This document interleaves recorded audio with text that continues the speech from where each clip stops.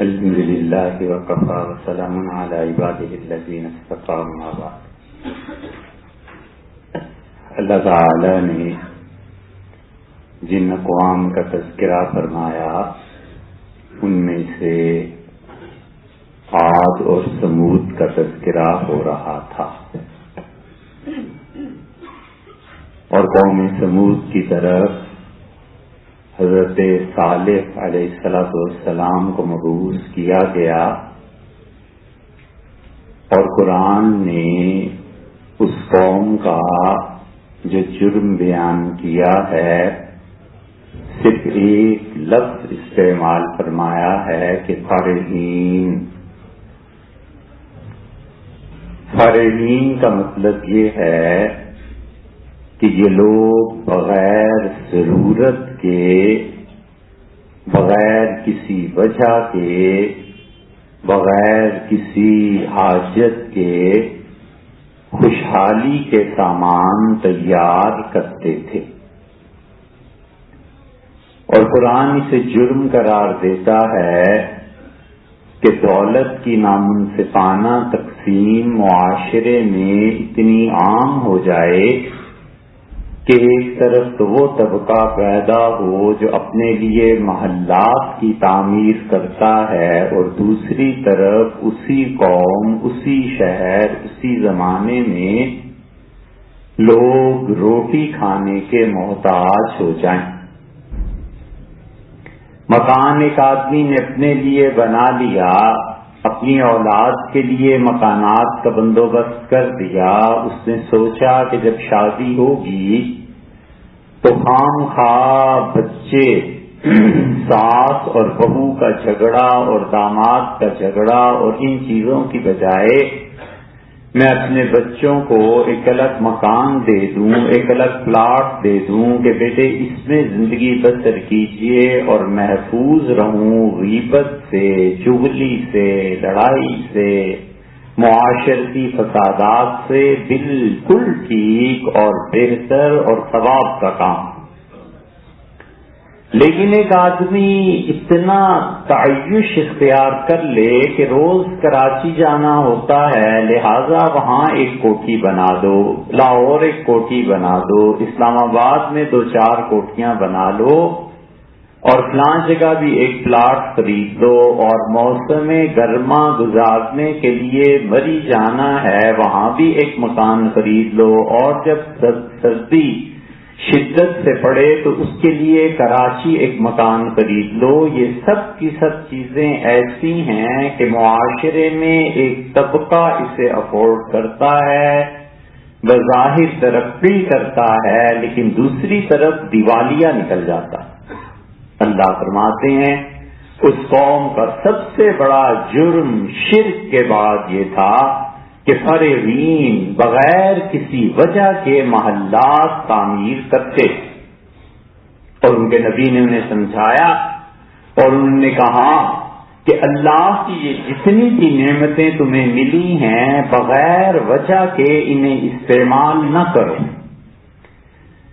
اور انہوں نے کہا کہ تم اتنے بڑے بڑے محلات بناتے ہو لعلکم تخلدون، جیسے تم پہ موت تو آنی ہی نہیں، مرنا نہیں تم نے، ہمیشہ یہیں رہو گے۔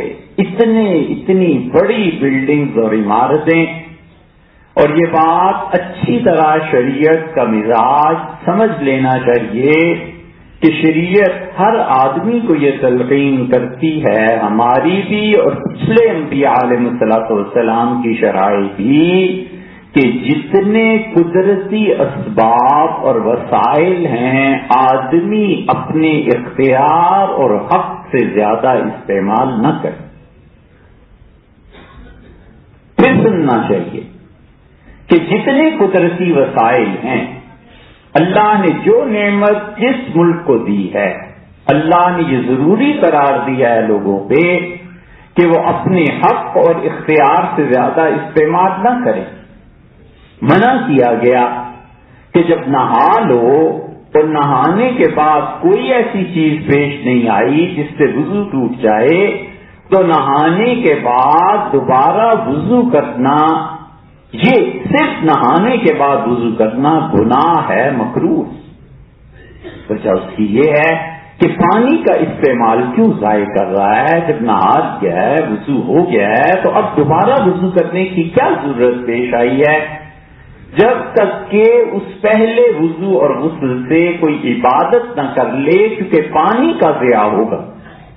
حضور صلی اللہ علیہ وسلم نے اس ساری بات اور فلسفے کو ایک چھوٹے سے ٹکڑے میں سمو دیا، اور آپ نے فرمایا وضو کے بعد ولو علی شط نہر جار، 3 مرتبہ اعضاء کو دھونا، اور پھر اگرچہ تم دریا کے کنارے پر بھی بیٹھے ہوئے ہو 4تھی مرتبہ پانی نہیں دے۔ جب لوگ قدرتی ذرائع اور اسباب کو احتیاط سے خرچ کریں گے تو ان کے ملکوں میں نہ پانی کی کمی ہوگی، نہ تیل کی کمی ہوگی، نہ بجلی کی کمی ہوگی، نہ گیس کی کمی ہوگی، نہ یہ قطاریں لگیں گی۔ اللہ نے فرمایا کہ اس قوم کا جرم یہ تھا کہ فرحین، اللہ نے جو کچھ عطا کر دیا تھا اس کو فضول کاموں میں صرف کرتے تھے، بغیر یہ سوچے ہوئے کہ ہم نے جو اللہ کے اسباب اور وسائل کو استعمال کرنا ہے خدا نے دیے ہیں، مفت میں ہم تقریباً سے لے رہے ہیں، ان کا بے تحاشا استعمال قوم کے ایک طبقے کو ثروت مند اور دولت مند کر دے گا، اور دوسری طرف لوگ نان شبینہ کے محتاج ہو جائیں گے، نان شبینہ میسر نہیں ہوگا، فاقے پڑ جائیں۔ اسی لیے حضرت صالح علیہ السلام سمجھاتے رہے اور انہوں نے کہا ایسے نہ کرو، فرحین، اللہ نے فرمایا تنحتون الجبال، اور پھر اتنا تعیش بڑھا، پیسے کا نشہ، عہدے کا نشہ، بڑا ہونے کا نشہ، یہ بہت سے نشے دنیا میں ہوتے ہیں، اللہ تعالیٰ اپنی پناہ میں رکھے۔ شراب کا نشہ کچھ اور ہے، ہیروئن کا نشہ کچھ اور ہے، پہلی مرتبہ جب سگریٹ پیتا ہے تو اس کا نشہ کچھ اور ہے، اور یہ نشے وقت کے ساتھ ساتھ اترتے بھی چلے جاتے ہیں، مار سے اتر جاتے ہیں، تھپڑ سے اتر جاتے ہیں، جیل جاؤ تو نشہ اتر جاتا ہے، اپنی اولادیں جب اسلحہ لے کر کھڑی ہو جاتی ہیں، چھوٹی اقوام بظاہر جنہیں چھوٹا کہا جا سکتا ہے، تو سرداری کا نشہ اتر جاتا ہے، اور ایک نشہ نہیں اترتا اگر وہ چڑھ جائے، موت کا پہلا جھٹکا اس نشے کو اتارتا ہے، وہ ہے کبر کا نشہ اور اپنا بڑا ہونے کا نشہ۔ یہ بڑا ہونے کا نشہ جو ہے نا، کہ میرے جیسا علم نہیں کسی کے پاس، میری جیسی دولت نہیں، میرے جیسا تقویٰ نہیں، میرے جیسا دین کو کسی کے پاس نہیں، میرے جیسی حکومت کسی کے پاس، مجھ جیسا خوبصورت، مجھ جیسا طاقتور۔ ارے جب موت کا پہلا جھٹکا لگتا ہے اور فرشتے مارتے ہیں تھپڑ منہ پہ، تو پھر پتا چلتا ہے کہ میں کیا ہوں۔ حضور صلی اللہ علیہ وسلم نے فرمایا فرشتوں پر عورتیں میت پر بین کرتی ہیں، اور اس کی بہنیں، اس کی ماں چیختی ہے اور کہتی ہے واہ شمساؤ، ہائے میرا سورج اور چاند جیسا بھائی، میرے چاند جیسے بھائی کو کیا ہو گیا۔ اور وہ خوش ہوتا تھا زندگی میں۔ ایک ہے خوش نہ ہونا کہ بہن تو ایسے ہی کہتی ہے، ماں ایسے ہی کہتی ہے، میں جانتا ہوں عاجزی ہے اس میں۔ ایک ہے زندگی میں خوش ہوتا تھا اور چاہتا تھا کہ لوگ اس کی تعریف کریں۔ حضور صلی اللہ علیہ وسلم نے فرمایا جب یہ چیزیں ہوتی ہیں تو فرشتے تھپڑ مارتے ہیں 2 جگہ پہ، ایک پیٹھ پہ وہ کوڑے برساتے ہیں اور ایک منہ پہ، اور کہتے ہیں کذالک، یہ جو کچھ کہہ رہی ہے تو بھی ایسا ہی تھا۔ اب نشہ اترا، اپنی بڑائی کا نشہ، یہ بہت خطرناک ہے۔ قوموں کو ہو جائے تو وہ تباہ ہو جاتی ہیں، اور فرد کو ہو جائے تو وہ تباہ ہو جاتا ہے۔ اچھا وہی آدمی ہے جو ہر نیکی کا انتساب اللہ کی طرف کرے کہ اللہ نے توفیق دی یہ ہو گیا، اللہ نے علم دیا یہ بات ہے، اللہ نے دولت دے دی یہ اللہ ہی کا مال ہے، اور ابھی زیادہ زمانہ نہیں گزرا ایسے لوگ اس معاشرے میں موجود تھے، اب بھی کہیں کہیں نظر آتے ہیں، جنہیں پوچھئے کتنے بیٹے ہیں، کتنی زمین ہے، تو پہلا جملہ یہی کہتے تھے کہ جی اللہ ہی کا ہے سب کچھ، اللہ نے اپنے فضل سے اتنے بیٹے دی، زمین اللہ ہی کی ہے۔ اس کے بعد کوئی بات کرتے تھے یہ تواضع اور عاجزی۔ انہوں نے کیا کیا؟ انہیں خط چڑھ گیا اس بات کا کہ ہم بڑے ہیں، اور انہوں نے کہا لا کوئی ایسا معجزہ جس سے پتہ چلے تو واقعی اللہ کا نبی ہے۔ حضرت ہود علیہ السلام، حضرت صالح علیہ السلام نے بالکل کھلے میدان میں قوم جمع تھی، انہوں نے کہا یہ دیکھو اللہ کا معجزہ ہے، پہاڑ پھٹا اور اونٹنی پہاڑ سے نکلا۔ گوشت سے کوئی چیز گوشت برآمد ہوتی تو تعجب نہیں تھا، دنیا نے دیکھا ہوا تھا، پتھر سے گوشت کی چیز نکلا، حیران رہ گئے۔ اب اس کو کیا جھٹلاتے؟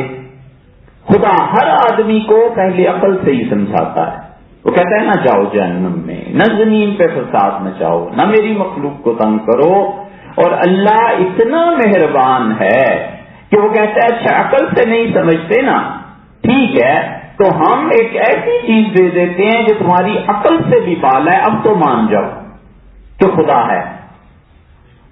اللہ کہتا ہے دونوں طرح سے، عقل سے مانو سب سے اچھی بات، عقل نہیں ہے تو پھر معجزہ دیکھ کے مان جاؤ، جہاں تمہاری عقل عاجز آ جائے۔ وہ اونٹنی آئی اور اسے صالح علیہ السلام نے فرمایا لکم شربن، ایک دن تم لوگ پیو گے اور ایک دن یہ اونٹنی پیے گی اور آزاد چرتی رہے گی زمینوں میں، پورے کنویں کا پانی ایک دن کا یہ پی لے گی اور ایک دن تم اپنے جانوروں کو پلاؤ گے۔ اور اللہ نے کیا خوبصورت بات کہی ہے، کاش کہ لوگ خدا کی کتاب پڑھیں اور غور کریں۔ حضرت صالح علیہ السلام نے فرمایا فتنۃ اللہم انا مرسل الناقہ، اور ہم نے کہا ہم اونٹنی بھیج رہے ہیں تمہاری قوم کے لیے، فتنۃ اللہم، اور ان کے لیے یہ آزمائش ہے، فارتقبہم واصطبر، آپ صبر کے ساتھ اب دیکھتے رہیے آپ کی اس قوم کے ساتھ تماشا کیا ان کا بنے گا۔ اور خدا نے وہ اونٹنی بھیج دی۔ لفظ فرمایا ہے فتنہ، فتنہ کا لفظ اردو میں استعمال ہوتا ہے برے معنی میں، اور عربی میں اصل میں معنی ہے اس کے آزمائش، جانچ، پرکھ، کسی بھی چیز کو آزمانے کے معنی میں، اچھا بھی برا بھی۔ اس کی یہ زندگی، اس میں آدمی سوچے تو اس کا ہر قدم فتنہ ہے، ہر قدم آزمائش۔ صبح اٹھ کے گھر سے نکلتا ہے تو نظر آزمائش ہے، کس چیز کو دیکھتا ہے اور کس نیت سے دیکھتا ہے۔ سماعت آزمائش ہے، کیا سنتا ہے اور اس سے کیا معانی اخذ کرتا ہے۔ نیکی آزمائش ہے کہ پتہ نہیں قبول ہوتی ہے کہ نہیں ہوتی۔ گناہ آزمائش تو ہے ہی ہے، ہر چیز آزمائش میں ہے۔ اسی لیے اللہ کہتا ہے خلق الموت والحیات، یہ زندگی اور موت دونوں ہم نے پیدا کی لیبلوکم ایکم احسن عملا، تاکہ تمہیں آزمائے کون ہے جو اچھا عمل کرتا۔ پوری زندگی آزمائش ہے۔ اس لیے شعراء نے بحث کی اس پہ، فلاسفہ نے، کہ زندگی پلیئر، خوشی مزے کا نام ہے، یا زندگی ساری کی ساری سوروز، غم، دکھ اس کا نام ہے، اور دونوں انتہا پہ چلے گئے کہ کسی نے کہا غم ہے پوری زندگی اور کسی نے کہا خوشی ہے۔ اللہ بالکل اس سے مختلف نظریہ دیتا ہے، اور اللہ کہتا ہے فتنہ، یہ زندگی آزمائش ہے، امتحان ہے، اس سے کامیاب ہو جاؤ۔ وفی ذالک فلیتنافس المتنافسون، یہ ہے وہ میدان جس میں بڑھنے والے کو چاہیے اپنا گھوڑا آگے دوڑائے۔ یہ قیامت میں فیصلہ ہوگا۔ یہ انہوں نے کہا یہ اونٹنی آزمائش ہے، پیسہ آزمائش، دولت آزمائش ہے، عہدے کا بڑھ جانا آزمائش ہے، نئے کانٹریکٹ کا مل جانا آزمائش ہے، ملک سے باہر کے سفر آزمائش ہیں۔ خدا آزماتا ہے دے کے بھی اور خدا آزماتا ہے چھین کے بھی۔ وہ دیکھتا ہے میرا بندہ میری بندگی میں کتنا پورا اترتا ہے۔ اگر ملنے پہ شکر نہیں کیا اور چھن جانے پہ صبر نہیں کیا تو جھک ماری کیا کیا۔ اسی لیے اللہ فرماتے ہیں کہ اس نے کہا کہ دیکھو فتنہ، یہ آزمائش ہے۔ اللہ نے فرمایا اپنے نبی سے کہ اونٹنی کو ہم نے آزمائش کے لیے اس قوم کو دیا ہے، اور وہ قوم ایسی بدبخت تھی کہ اللہ فرماتے ہیں 9 سرداروں نے مل کے مشورہ کیا اور انہوں نے کہا مارو اس صالح علیہ السلام کو، جس عذاب کا کہتا ہے نا وہ عذاب تو آئے گا، اس سے پہلے اس اونٹنی سے ہی کیوں نہ نبٹ لیں۔ یہ تو اپنے اختیار میں ہے۔ فاکر الناقہ، اللہ فرماتے ہیں میری بھیجی ہوئی اونٹنی کو انہوں نے کیا کیا؟ کاٹ ڈالی اس کی ٹانگیں. رمبا سا اشقاہا، جب اس قوم کا سب سے بدبخت آدمی اٹھا اور وہ خود بھی اٹھا، اور قرآن جو کہتا ہے اسے پڑھنا چاہیے. اللہ فرماتا ہے فنادوا صاحبہم، انہوں نے پکارا، آواز لگائی، اپیل کی اس شخص سے اور کہا آؤ جلدی کرو، آتا پا کر آؤ اور ہماری آواز سنو اور اٹھو اور اس کو قتل کر دو. یہ ہوتا ہے ایک آدمی نے قتل کیا اور اللہ نے پوری قوم کو اٹھا کر برباد کر دیا، اللہ نے عذاب بھیجا. یاد رکھنا چاہیے جب قوم میں گناہ ہو، ایک فرد گناہ کرے، ایک فرد، اور باقی چپ کر کے تماشا دیکھتے رہیں، تو اٹ مینس کہ پوری قوم خاموشی سے اس گناہ کی تصدیق کر رہی ہے کہ بالکل ٹھیک. قومیں ایسے پکڑی جاتی، کیوں نہیں باقی قوم کے لوگ اٹھے؟ کیوں نہیں لوگوں نے اس کے کہا کہ غلط کام کر رہے ہو؟ اس لیے نہیں انل منکر، غلط بات پہ احتجاج نہ کرنا، غلط بات پہ نہ بولنا، بس چپ کے رہنا. اس کا مطلب ہے کہ وہ تصدیق کر رہا ہے کہ جو کچھ ہو رہا ہے تو صحیح ہو رہا ہے. اللہ نے اسی لیے فرمایا فنادوا صاحبہم فتعاطی فعقر، انہوں نے اپیل کی اس ایک شخص سے اور کہا اٹھ اور اس اونٹنی کو مار دے. قوم بس خاموش بھی بیٹھی رہی اور قوم اس سے وہ بڑے بڑے سرداروں نے اپیل کر دی تھی، ایک نے اس کے اپنے اختیار استعمال کیے. قرآن کہتا ہے جب بھی کوئی گناہ کرتا ہے اس کو ہاتھ سے پکڑو تاکہ یہ بات نہ پھیلے. اب چلے جائیے امریکہ، انگلینڈ، کبھی جائیں آپ اور کوئی آدمی کیو میں نہ لگے، لائن میں، اور ذرا توڑے سب چیز پڑتے ہیں، ارے بھائی اپنی لائن میں آؤ، اپنی باری میں آؤ. کیوں؟ انہیں پتا ہے کہ ایک شخص کو اگر اجازت دے دی کہ کیوں سے آؤٹ ہو کے وہ کام کرے، کل کو یہ مرض سب کو لگ جائے گا اور ہمارا حق مارا جائے گا. یہی وہ چیز ہے جن گناہوں پہ ہم سب چپ کیے بیٹھے ہیں نا، یہ گناہ دبو دیتے ہیں، بدتر سے بدتر حالات ہو جاتے ہیں. اب خدا کا عذاب نہیں آیا کرتا، وگرنہ سب کا آ چکا ہوتا. اب نہیں آتا. اب اللہ نے انسانوں پہ چھوڑ دیا ہے کہ تم اپنے حالات خود ٹھیک کرو گے، وگرنہ انسان جب غلط باتوں پہ چپ ہو جاتے ہیں، ایسے ایسے گناہ ہمارے ذمے ہیں جو اللہ ہی معاف فرما دے تو فرما دے، وگرنہ کوئی صورت نہیں ہے بچنے کی. ہم سب چپ ہیں سود کے نظام پہ، ہم سب چپ ہیں اللہ کا دین نافذ نہ ہونے پہ، ہم سب چپ ہیں خلافت کے ختم ہو جانے پہ، یہ خلافت کا نہ ہونا، یہ سود کے کاروبار، یہ جو کچھ بھی ویڈیو یہ چیزیں ہو رہی ہیں، ہم سب خاموش ہیں. اور اب وہ ویڈیو سے تو بہت دور کا زمانہ ہے، اب موبائل فون پہ کیا ہوتا ہے، ہم سب چپ ہیں. اللہ کو کچھ اس کا بھی حساب دینا ہے یا نہیں؟ اس ایک آدمی اٹھا، اونٹنی کو اڑا دیا. اللہ نے فرمایا ہم نے کہا اپنے نبی سے کہنے کا تمتعوا فی دارکم ثلاثۃ ایام، اب اپنے گھروں میں 3 دن مزے لوٹو، اب جو مرضی کرو. اب اعلان جنگ ہو گیا، اور جنگ کس سے ٹھان لی تھی؟ اللہ سے ٹھان لی تھی. اللہ نے فرمایا 3 دن کے بعد رات کو جب وہ سوئے ہوئے تھے اور خوش تھے، مستی میں تھے، تو اللہ نے زمین کو جھنجھوڑ کے رکھ دیا. 400 میل لمبا علاقہ اور 100 میل گہرا علاقہ سب تباہ و برباد ہو گیا. اتنی شدید زلزلہ آیا اور اس کے بعد جو آوازیں آئیں زلزلے کی، جگر پھٹ گئے. اور اللہ نے فرمایا کأنہم اعجاز نخل منقعر، اگلے دن جو صبح تھی لوگوں نے اسے دیکھا اور لوگ حیران ہوئے یہ دیکھ کے کہ ان کی لاشیں ایسے پڑی ہوئی تھی شہروں میں جس طرح کھجور کے درخت کوئی کاٹ کر زمین پہ ڈال دیتا. خدا کا عذاب آ گیا. اور یہی ہوا کرتا ہے سب سے بڑا جرم اللہ کے ساتھ شرک ہے جس نے تباہ کر دیا. اور اس کے بعد دولت کی نامنصفانہ تقسیم کیونکہ خدا جڑ کو بیان کرتا ہے کہ اس جڑ سے باقی فتنے پیدا ہوتے ہیں. جب دولت کی نامنصفانہ تقسیم ہوگی تو معاشرے میں لامحالہ طبقات پیدا ہوں گے، لامحالہ گناہ کی راہیں کھلیں گی، اللہ کے عذاب کو دعوت دینے والی چیزیں ابھر کے سامنے آئیں گی. غریب اللہ کے سامنے شکایت کرے گا، مذمت بیان کرے گا. جو ملحد اور زہری ہے وہ ان غریبوں کو خدا کے انکار پر لے آئے گا. ادھر سے دوسری طرف کو وہ لوگ اٹھیں گے جن لوگوں کے ہاں پیسہ زیادہ ہے، وہ پیسے کے بلبوتے پہ خدا کی نافرمانی کریں گے. سارا معاشرہ تباہ ہو جائے.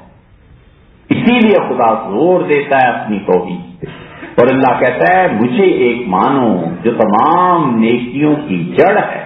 اسی لیے حضور صلی اللہ علیہ وسلم نے سکھایا، اللہ خود قرآن میں کہتا ہے شاہد اللہ انہ لا الہ الا ہو. لوگوں، اللہ گواہی دیتا ہے اس بات کی، خدا کو قسم ہے اس کی اپنی ذات کی، اس کے علاوہ کائنات میں کوئی نفع اور نقصان کا مالک نہیں. والملائکہ، اللہ کہتا ہے میرے فرشتے گواہی دیتے ہیں. وَأُولُو الْعِلْمِ، علم کی قدر جاننی ہو تو اس آیت کو سمجھنا چاہیے. اللہ نے فرمایا میری توحید کی گواہی علم والے دیتے ہیں. یہ تھوڑی بات ہے کہ خدا کسی کو گواہ بنائے، خدا کسی پہ ہاتھ رکھ کے اعتماد کرے اور کہ اس کی بات سنو. اللہ نے قائما بالقسط، لوگوں کائنات میں انصاف کرنے والا اللہ ہی ہے. لا الہ الا هو العزیز الحکیم، غالب اور حکمت والا خدا جس کا کوئی شریک نہیں. اسی لیے حضور اقدس صلی اللہ علیہ وسلم کے صحابہ رضی اللہ عنہ اس چیز کو پڑھتے تھے. عامش رحمت اللہ علیہ کی روایت میں آتا ہے، یہ سورہ آل عمران کی 18ویں آیت ہے. ہر جمعے میں کوئی نہ کوئی تحفہ آپ کے سامنے رکھا جاتا ہے. ہر جمعے میں بات کی جاتی ہے کہ یہ پڑھیے، یہ پڑھیے، یہ پڑھیے، اور بہت تھوڑے لوگ ہوتے ہیں جو اس چیز کو لے لیں کہ ہاں یہ پڑھنا ہے، یہ آیت ہے، یہ پڑھیے. صبح شام 3 مرتبہ پڑھنی چاہیے. عامش رحمت اللہ علیہ نے پڑھا اس آیت کو، تبع تابعین میں سے تھے، اور عامش رحمت اللہ علیہ کے ہاں ایک ساتھ ٹھہرے ہوئے تھے، غالباً غالب بن یقظان نام تھا. ابن کثیر میں آتا ہے کہ انہوں نے کہا حضرت میں نے تو یہ کبھی نہیں سنی، آپ کیوں پڑھتے ہیں؟ تو انہوں نے کہا مجھ تک یہ حدیث پہنچی ہے، حضور صلی اللہ علیہ وسلم جو اس آیت کو پڑھ لے گا اور اس کو 3 دفعہ پڑھے گا، اللہ تعالیٰ اپنے فرشتوں سے کہتا ہے دیکھو میرے بندے نے میری توحید کی گواہی دی اور اس کا یہ جملہ محفوظ کرو، قیامت کے دن جب یہ آئے گا تو ہم اسے اس کی امانت لوٹا دیں گے، اس سے جنت دیں گے. سورہ آل عمران کی 18ویں آیت ہے، شاہد اللہ انہ لا الہ الا ہو. اللہ کہتا ہے قسم ہے مجھے میرے علاوہ کوئی نہیں اس کائنات میں. والملائکہ، میرے فرشتے گواہی دیتے ہیں. اولو العلم، اور علم والے گواہی دیتے ہیں. حال یہ ہے کہ قائما بالقسط، خدا انصاف کے ساتھ اس پوری دنیا کو چلا رہا ہے. لا الہ الا هو العزیز الحکیم، یہ یاد کرنی چاہیے. یہ انبیاء علیہ السلام کے قصے اپنے بچوں کو جا کر سنانے چاہیے، رات کو سنانے چاہیے، تاکہ بچوں کا ذہن بنے کہ نبوت کتنی عظیم چیز ہے، نبوت میں کتنی عظمت ہے، نبوت کا پیغام کیا ہے، اور ہم لوگ عقل سے زیادہ نبوت پر اعتماد کریں کہ ان کی بات سچی ہے. یہ ذہنی تربیت ایسے ہی ہوا کرتی ہے. اس کے بعد قرآن تیسرے ایک نبی علیہ السلام کا ذکر کرتا ہے جن کا ذکر کچھ طویل بھی ہے، اور وہ ہیں سیدنا ابراہیم علیہ السلام. انشاءاللہ آئندہ سے سیدنا ابراہیم علیہ السلام پر بات شروع ہوگی.